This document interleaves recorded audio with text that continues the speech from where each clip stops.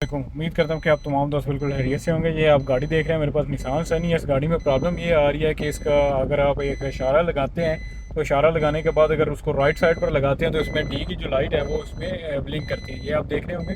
तो अभी मैं इसको गोल घुमा रहा हूँ गाड़ी को, और आप देखेंगे तो इसकी जो डी की लाइट है वो ब्लिंक आ रही है। जैसे ही ऊपर इशारा काम कर रहा है वैसे ही नीचे डी की लाइट जो है वो ब्लिंक आ रही है। तो इस गाड़ी में सिर्फ ये प्रॉब्लम होता है, जैसे कि मैं इशारे इसको ऑफ करूँगा तभी भी मैं गोल गाड़ी को घुमा रहा हूँ, लेकिन अब जो है गाड़ी में प्रॉब्लम नहीं आएगी। तो ये इसका लिंक जो है वो इशारे के साथ है, ये अभी देखेंगे। तो अभी मैं गाड़ी को घुमा रहा हूँ और इसकी लाइट भी जो आप देख रहे हैं, तो इस फॉल्ट को चेक करते हैं जी अपने स्कैनर पर सबसे पहले। तो अभी मैं इसको सीधा करता हूँ जी। अगर आपके साथ इस तरह का इशू आए तो जो मैं स्टेप इस वीडियो में फॉलो करूँगा वो आप लास्ट तक देखें, इंशाल्लाह आपको भी ये फॉल्ट जो है वो मिल जाएगा। देखें जी, मैंने गाड़ी को स्कैन किया हुआ है अपने कंप्यूटर पर। तो सबसे पहले जो है आपको कोड जो है वो चेक करा देता हूँ। रीड फॉल्ट कोड, इसमें ट्रांसमिशन में इसको स्कैन किया हुआ है। ये गाड़ी निसान से नहीं है, 2019 मॉडल ये गाड़ी है। ये देखेंगे जी, तो इसमें आ गया हुआ जी P0705 TM यानी ट्रांसमिशन रेंज सेंसर है, यानी कि इसमें जो इसका गेयर का शिफ्टर है उसका कोड आ चुका है। तो सबसे पहले हम कंफर्म करेंगे कि हमारा मसला जो है वो उसके गेयर के शिफ्टर में ही है, या फिर हमारा प्रॉब्लम ये कहें कि वायरिंग जो है वो शॉर्ट तो नहीं है। क्योंकि अगर जब इसमें देखें, अभी मैं गेयर लगा रहा हूँ तो देखें इसकी पी की भी लाइट ये ब्लिंक आ रही है। ये आप देख रहे हैं, पी की भी लाइट ब्लिंक आ रही है। और जैसे मैं इसको डी पर करूँगा तो डी की भी लाइट आप देख रहे हैं ये ब्लिंक कर रही है। और जैसे मैं इसको राइट साइड पर करूँगा तो राइट साइड पर बिल्कुल ओके है। ये आप देख रहे हैं, ये जी इसमें प्रॉब्लम आ रही है। ये आप वाज़े हो चुका है अभी, ये जो इसमें एरर आ रहा है। तो अभी इस फॉल्ट को जी ट्रेस करते हैं और चेक करते हैं कि हमारा जो प्रॉब्लम है वो किधर आ रही है। तो अभी इसमें चेक इंजन भी आ गई है। अभी मैंने वीडियो काफ़ी किया था चेक करने के लिए, तो अभी इसमें चेक इंजन भी आ गई है। और कोड हमारा जो है वो जो ट्रांसमिशन में नहीं है, अभी मैं आपको चेक कराता हूँ कि कोड हमारा जो है वो गेयर में ही है। अभी मैं इसको देखें, दोबारा इसको स्कैन करता हूँ। अभी मैं इसको दोबारा स्कैन कर रहा हूँ इसके इंजन में। तो इंजन में इसके में फॉल्ट नहीं आ रहा। पहले उसमें एक मरतबा का कोड आया था, यानी एक मरतबा उसमें आया था ट्रांसमिशन रेंज सेंसर का, तो फिर वो करंट में चला गया। तो अभी आपको फिर एक मरतबा कंफर्म करा देता हूँ कि ये मसला हमारा ट्रांसमिशन रेंज सेंसर का ही है, या फिर मसला कहीं से वायरिंग का है। यानी कि वायरिंग अगर शॉर्ट भी होगी तो तब भी जाके इस तरह का प्रॉब्लम आपके साथ आएगी। तो ये देखें, इंजन में फॉल्ट नहीं है। तो यहाँ से बैक करूँगा तो ये जी देखें गेयर में, ट्रांसमिशन में।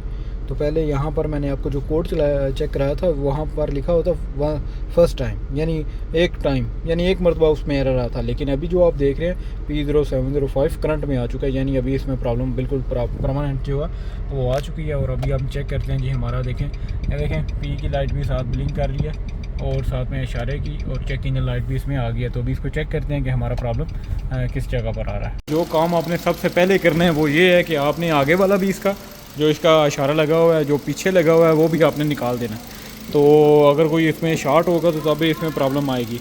तो इसमें मैंने ये निकाल दिया, ये आप देख रहे हैं, ये इशारा मैंने निकाल दिया इसका, और पीछे वाला भी ये भी निकालते हैं इसका।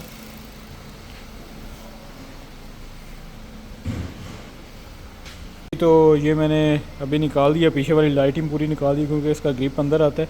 और देखें ये पहले जला हुआ है और किसी ने इसकी वायर जो यहाँ से निकाल कर ये लाइट के अंदर लगाई हुई है। आप देख रहे हैं लाइट के अंदर लगाई हुई है। तो ये इसकी पीछे वाली लाइट है, मैंने लाइट पूरी निकाल दी है। इसलिए निकाली है ताकि अपना जो फॉल्ट है वो चेक कर सकें। अभी मैं इसको जो है वो चेक करते हैं जी। अभी इसका बोनट वगैरह बंद करते हैं, तो गाड़ी को चेक करते हैं हमारा अगर तो हमारा मसला इसमें इशारे में भी इसमें वायरिंग इसकी शॉर्ट होगी तो तब भी जाके ये प्रॉब्लम इसमें आएगा।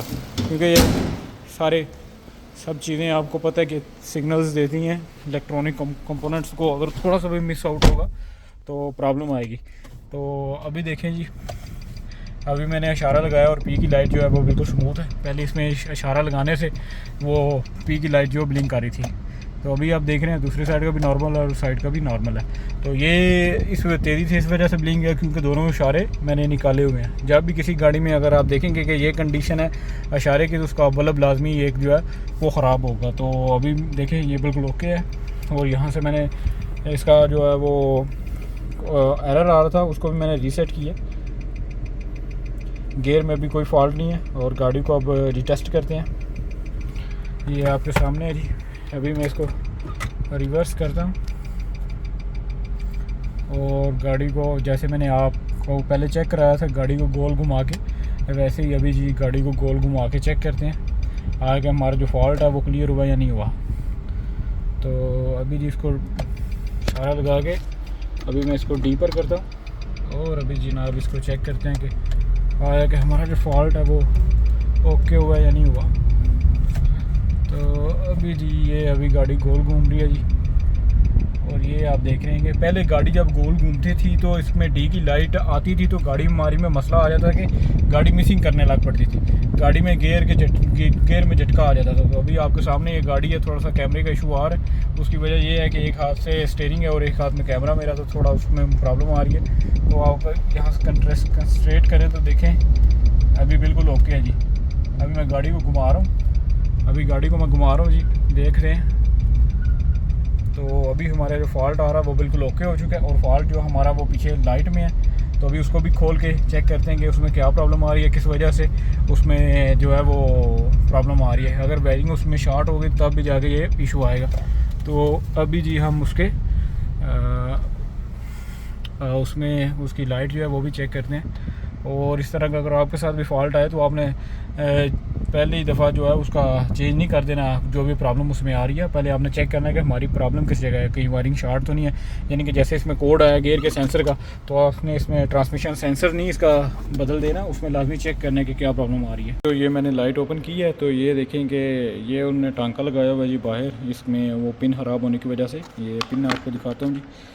तो ये पिन ख़राब होने की वजह से उन्होंने ये वायर अंदर लगाई हुई है। तो अभी मैंने जस्ट ये जो है वो अपना रिप्लेस किया, ये वाला ये पुराना है, अभी मैंने नया लगाया और लगा के गाड़ी को चेक करते हैं कि प्रॉब्लम हमारे इसमें है या किस चीज़ में। तो मैंने इसके जो ये एक बल्ब था वो इसका रिप्लेस कर दिया, ये शॉर्ट भी था और ये जल भी चुका है। तो अभी अल्हम्दुलिल्लाह हमारी गाड़ी बिल्कुल ओके हो चुकी है। ये देखिए इसका डबल इशारा भी बिल्कुल ओके काम कर रहा है, और राइट साइड का अगर पहले इशारा लगाते थे तो यहाँ पी की लाइट जो आप देखें ये इसमें ब्लिंक करती थी, और डी की भी लाइट जो है वो डी लगा के फुल जो है वो राइट करने पर इसमें लाइट में इशू आता था, ये लाइट इसकी ब्लिंक करती थी।